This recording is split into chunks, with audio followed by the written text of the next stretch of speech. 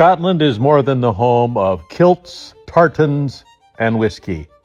It's also the home of some very interesting body snatchers.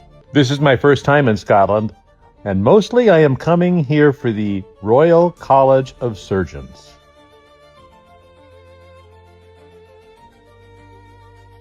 You stand on the shoulders of greatness, and this is the Royal College of Surgeons of Edinburgh.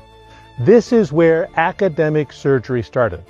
Without our surgeons training here, we wouldn't have modern American surgery today, and we would be a land of hucksters and Monteblancs. But because of the dedication of anatomy, observation, physiology, the surgeons that trained here trained the greatest American surgeons, our founding fathers. Let's go inside and see some of the marvelous history of this place, which is where American surgery was founded. We've all been to barbers. We've all seen the classic barber pole like this one.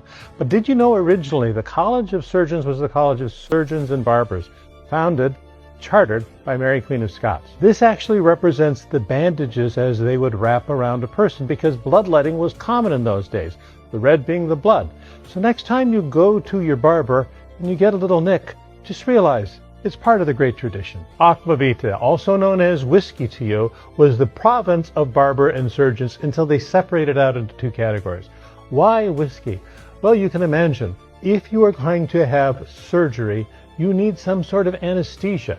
And anesthesia, or aquavita, was often simply either holding someone down or giving them a little bit of whiskey. I want you to imagine this. Edinburgh surgeons were at their height intellectually because of a couple of reasons. Number one, they were the first group to begin dissection. And number two, they began observing and writing down their results and categorizing them.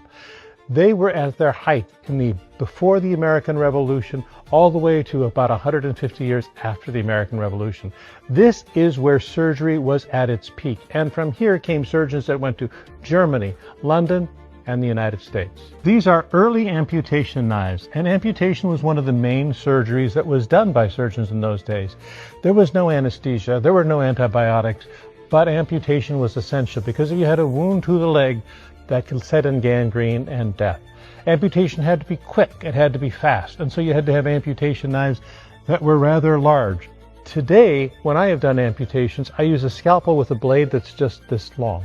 But we take our time these days. Instead of a 30-second amputation, we might take 20 minutes. Apothecaries were the early pharmacists. They might mix up different herbs and potions, and they were under the auspices of surgeons for a time in the 17th century. Why surgeons and not the medicine men? Because surgeons were actually the more learned of the two groups, and we might say we still are.